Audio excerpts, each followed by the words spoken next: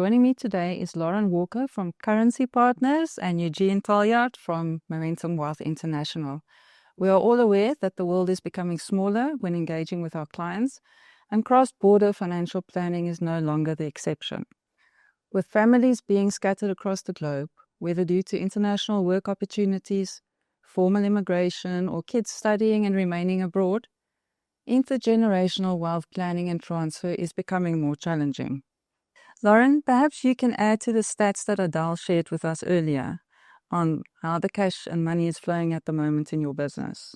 Sure. So what we have seen from a South African resident perspective is over the last 10 years, the flow of funds out under the two annual allowances, the single discretionary allowance and the foreign capital allowance, has consistently increased. What's interesting is that usually that is impacted by the dollar-rand exchange rate. And so the stronger it is, the flows seem to increase. But in the last 2 or 3 years, we've seen that has had less impact, that investing offshore has become more popular and easier to do. And so those flows are naturally increasing every single year. In fact, last year being a record of 160 billion rand out of South Africa under those two allowances. Oh, wow. That's amazing. It's a lot of money going.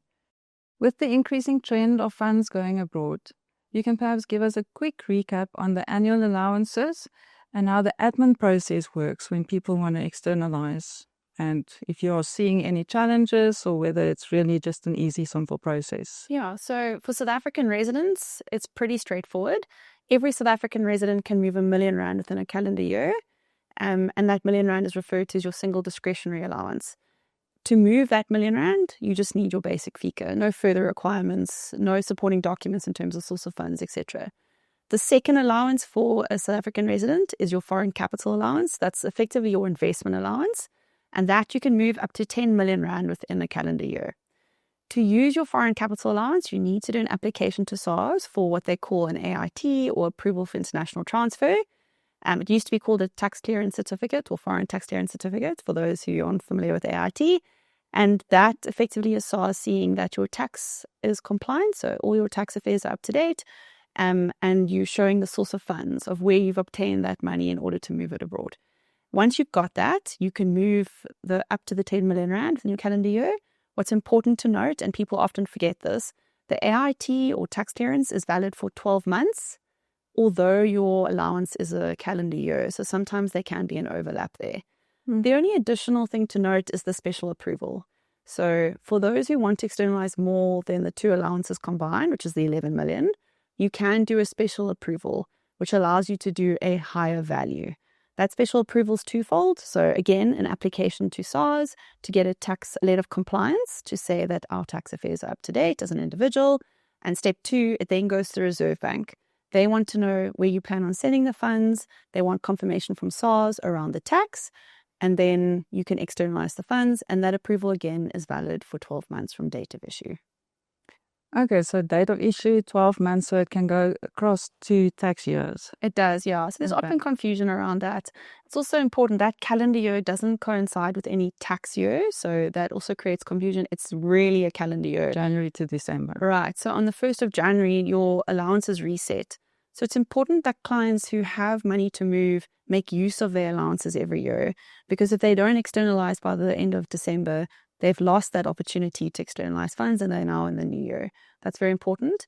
The keeping balance between the tax clearance and the annual allowances, we actually give like a platform to keep track of that, because that can be quite tricky. We've seen some creative spreadsheets. Okay.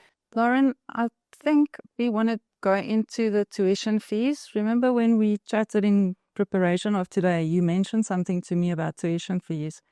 And I thought it may be a good thing to share that slide with our audience so that they can just take note of what I've learned from our discussions. So maybe, please share it with them. Sure. So you'll see in the slide, what's interesting is that the funds coming into South Africa for tuition fees by far exceeds the flow of funds going out for tuition fees. And there's a couple of reasons for that. So what's important to understand is that as a South African resident, if you have a child that is studying abroad, maybe it's university fees, you don't have to use your annual allowances to pay for those university fees. And I think that's one of the reasons why you see that the outflows on tuition are not increasing, even though if you talk to people around you, more and more children are studying abroad when they get to university. It's because if you as a South African resident have a child studying abroad, if you get an invoice from the university and you pay the university directly, it does not form part of your annual allowance, which means you have an opportunity to do more capital investment. You can still use your allowance and you don't have to use your allowance for those university fees.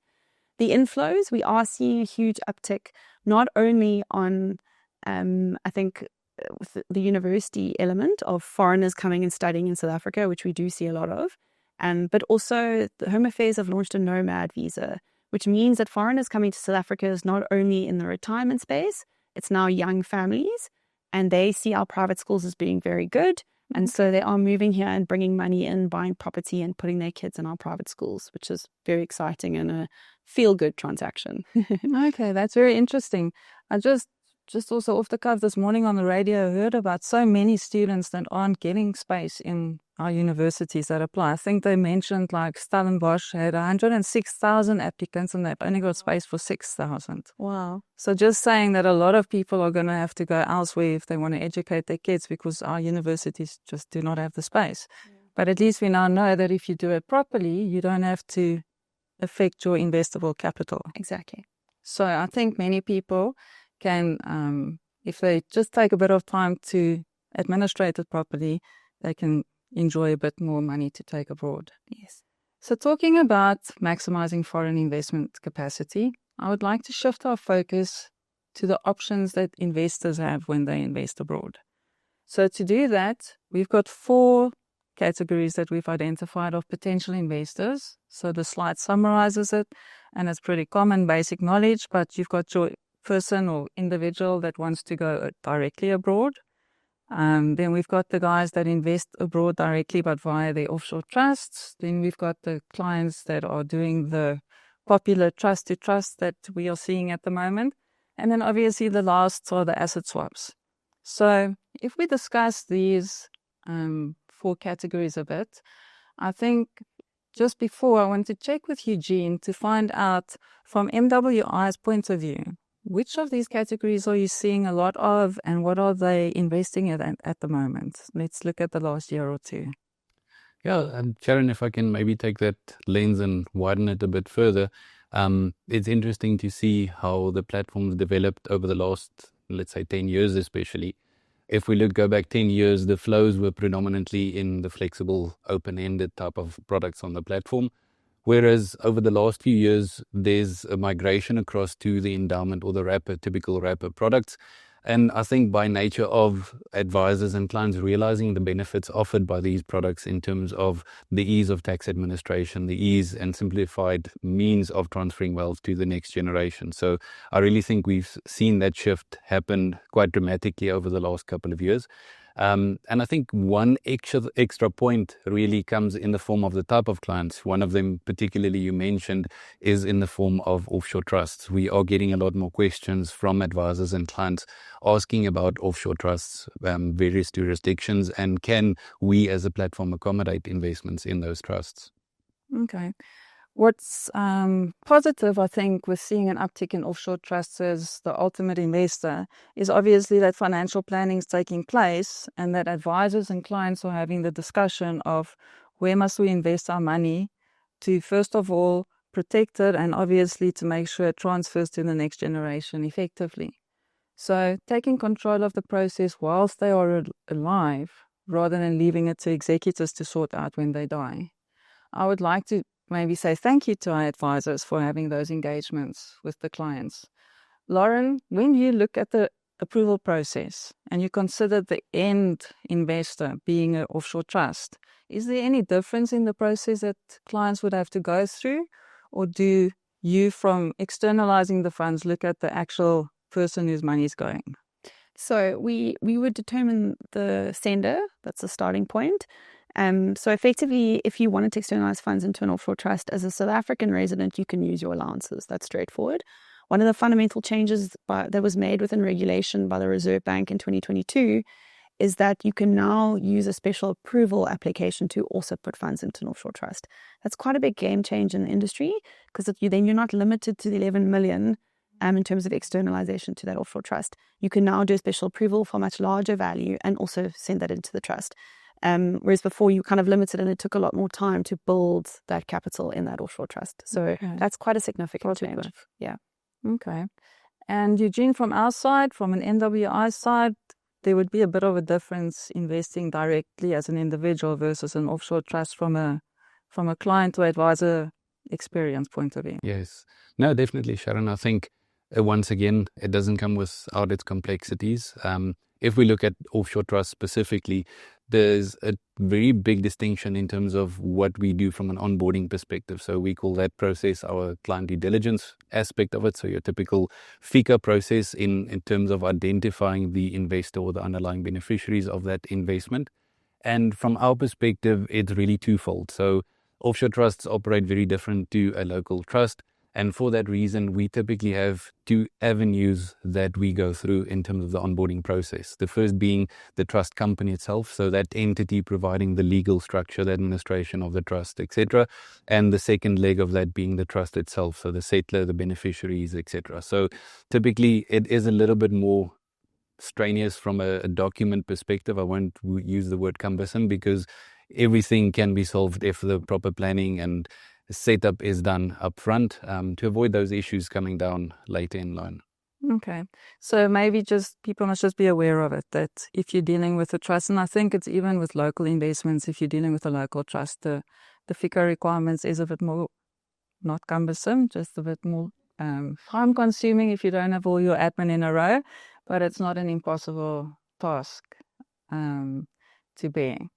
So looking at offshore trusts and seeing that we came to that point, as you said, Eugene, a lot of clients might not have trust yet. They ask whether they should set it up, whether they should use it, whether it's something that we can accommodate, which obviously we can, but we also have to consider maybe having this platform when clients go into trusts and consider the trust, the discussion that we should have with clients as financial advisors, because even that a local or an offshore trust can be a very effective estate planning tool, it can also not be for everybody. So I thought in preparation for today, what would you discuss with the client if you are looking at offshore trusts? And probably the first one from my perspective is to say to the client, you're going to lose control of your money. Because it's even more so than being in a local trust, because in an offshore trust, you've got your trust company that you now mentioned, that's your trustee, and you will govern by way of a letter of wishes and maybe the appointment of a protector. So some clients might not enjoy that, because if you were to set up a trust and the client eventually realizes he has got very limited control on a day-to-day basis, you might have to unbundle this whole thing, and then that's quite a costly exercise. Second point that I think is valid is the costs, because obviously depending on the jurisdiction and the currency being used, the costs can be quite excessive, or not excessive, but expensive if you compare it to the rand-based costs that we are seeing in South Africa. So costs is definitely something that we have to look at. Some trust companies even ask for tax opinions before they allow clients to form those trusts, making it a bit more expensive because there's an additional layer of costs.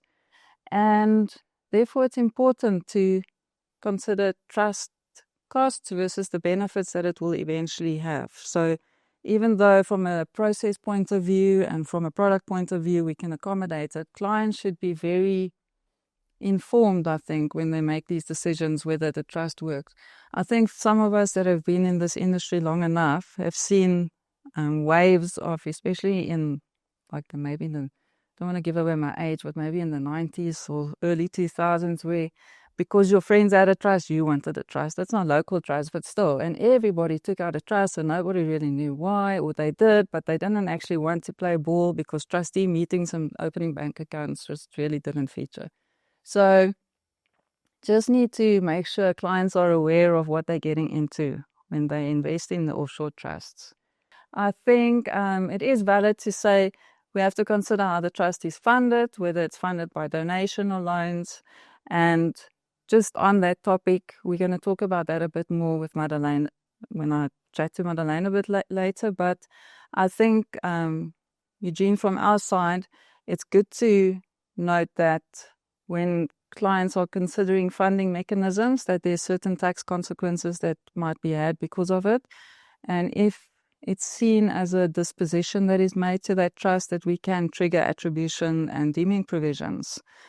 From a product point of view, what would you suggest for a client when they go into a trust, an offshore trust, that being that? What product should they choose if they have funded their trust by way of a donation or a loan? Well, Sharon, it's a good question. I think, as you rightly pointed out, the product will and most likely have a big impact in terms of the outcome, especially from a tax perspective.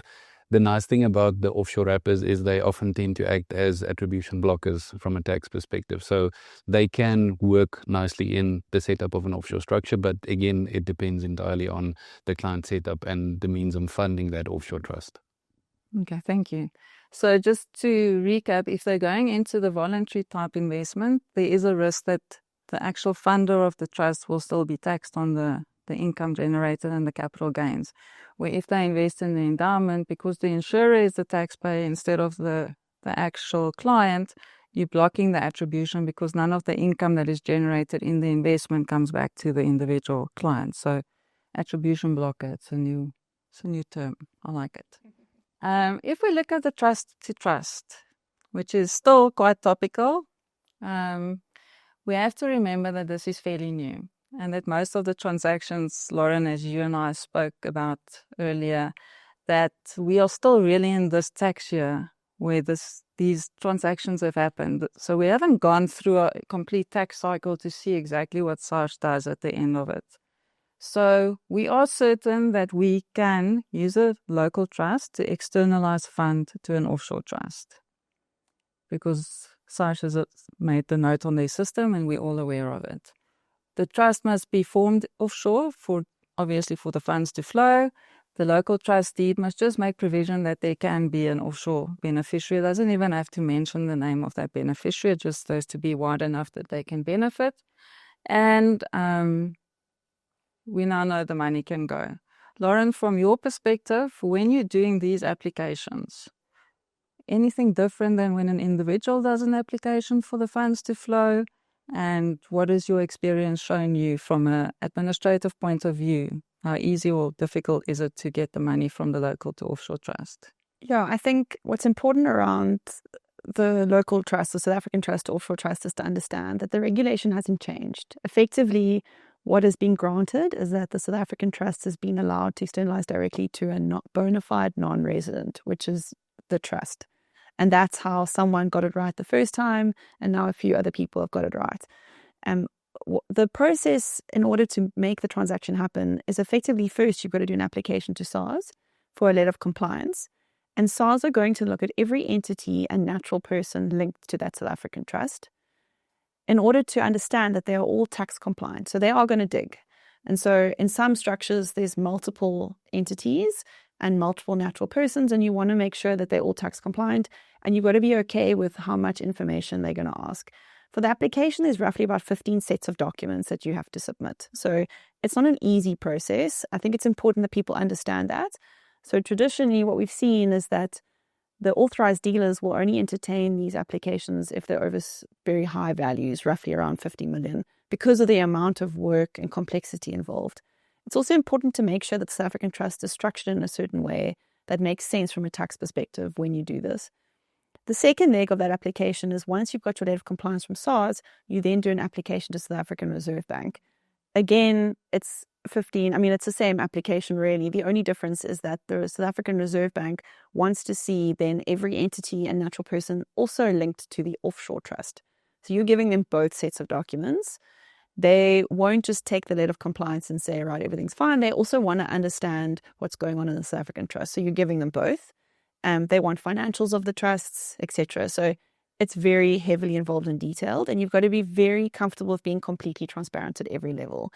So I would say, I know a lot of people in the industry got really excited about these transactions. It's just important that the expectation is set up front with the clients, that they understand that they are going to be asked to provide a lot of information in order to get this application through. So you want to be sure you're going to do it. Once approved, just like a special approval, you've got 12 months to make use of it. In some scenarios, you can apply to not have it renewed. So then you can use it at your discretion. But we've seen quite a few of these go through now. They range anywhere from 30 million all the way to a couple billion. So the amounts are varying. Large numbers. Yeah. Okay. But SARS is obviously the receiver of revenue is gaining a bit because, first of all, there's probably a disposal that takes place in the local trust to realize the cash. So they're getting capital gains tax. And then secondly, the Pandora's box has been opened to all the information that they could possibly want about this trust. And they know that the trust and everybody linked to it is not compliant, which is what they really also want. Yes, so they look at a lot of things like your residency, your tax residency status. There are a lot of South Africans living all over the world who haven't necessarily corrected that in terms of the double taxation agreements on where they live currently. And so all of this will sort of come to light when they go through this process. Almost as it does when those individuals do application for approval for international transfer. It's the same thing. It just gives them a better overview and helps us correct all those small details within that trust on the natural people and the entities. Okay. So even though it's very positive, local trust can now externalize funds, which was never possible. But once again, a bit of an admin process to go through and you have to bear it all. Yes. Okay. Okay. So just from a tax point of view, I think maybe in one of our previous sessions, we also chatted about it very superficially, is the deeming provisions and the attribution rules and the trust to trust. I know there's a lot of speculation in the market whether this vesting of capital in a foreign trust is seen as a disposition. If I read the legislation, I can't say that I can form a definite opinion, but I know there's quite a lot of senior opinions floating around in the market that says it will definitely not trigger attribution. So I think we're probably going to have to see what happens after this next tax cycle, what SARS does with that. But once again, circling back, they've now got all the information. So even if they don't apply that, at least they know everybody's in the net that they want to be in the net. If we look at the fourth category, which is our asset swap, which nearly can be seen if you now have gone through all these processes and probably saying the client that did not pass the process must now go to asset swap. So it's like the naughty corner for foreign investments. But no, just that's a joke. It's probably not that. It's still something that's very attractive, I think, for a lot of clients. It might be for the client that doesn't pass or doesn't get the approval because something's just not in order and they still have to take time. And being in the industry, we know that a lot of trusts, the books aren't up to date, the financials, and there might be trustees that have passed away and they didn't change the letter of authority, or they attempted to, but the master's office are taking so long. So there can be a lot of reasons why they can't go through the formal process of direct investments. Then you also have some clients that I think are very loyal or South African this is where I live, this is where I want my money to be, and they want to use asset swap to get international diversification to their investments. So Eugene, from your perspective, from an MWI, can we accommodate these clients and what are the options available to them? Most definitely, Sharon. I think I'll again draw it separately. So we've got the local wealth platform, which we can accommodate these sorts of transactions through.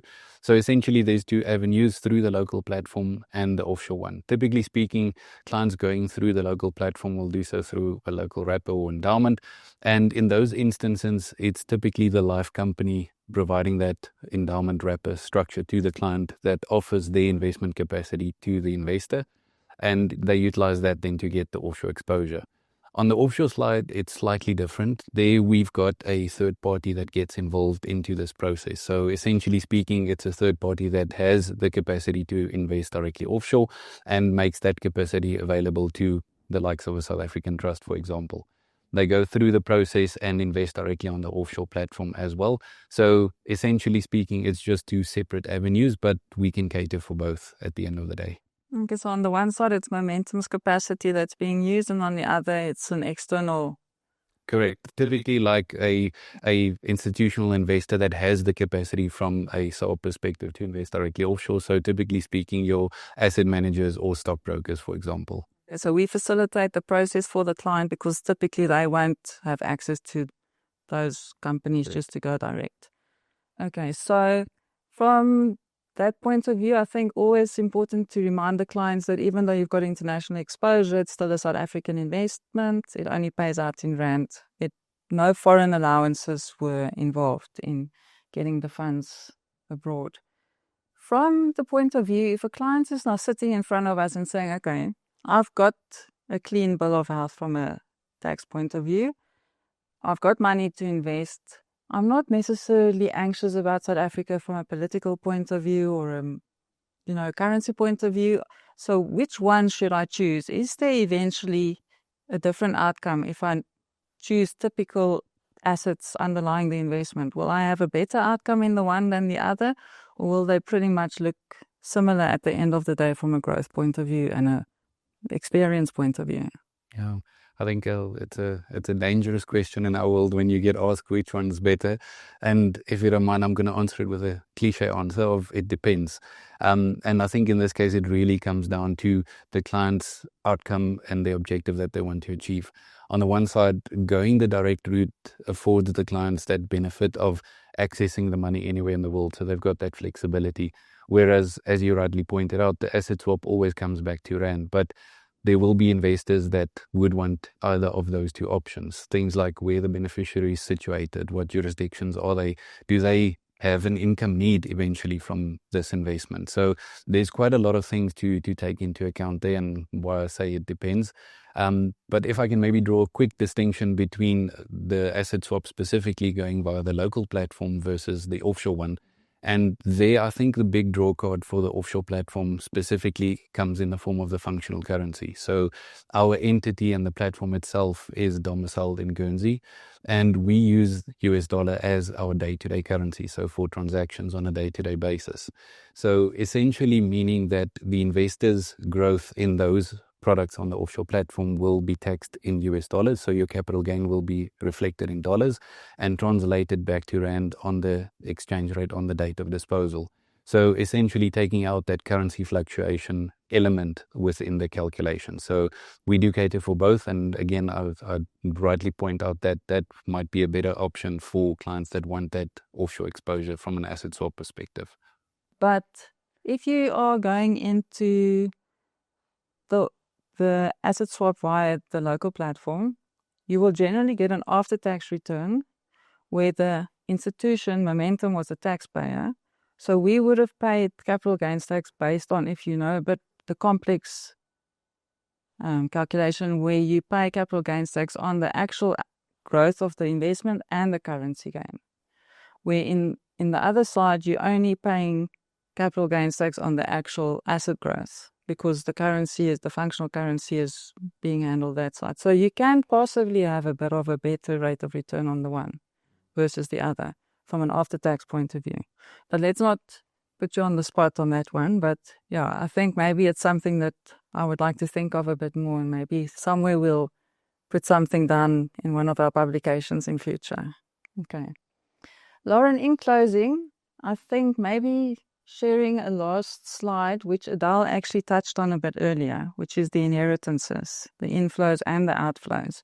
And maybe just give us a breakdown of what this is showing us and what we can maybe deduct from looking at it. Yeah, sure. So this is effectively the reporting from the South African Reserve Bank showing inheritance transactions in and out of South Africa. And it's basically giving you the last 10 years, 2025 to the end of November. The trend is pretty straightforward. And what's important to note here is that if it is a South African resident who is receiving inheritances and they are abroad, it won't be recorded on here. So this is showing you non-residents, effectively, in and out, or inheritance that comes into South Africa for any residency capacity. So what's important here is the inflows continue to increase every year. And that is for various reasons. We actually work a lot with inheritances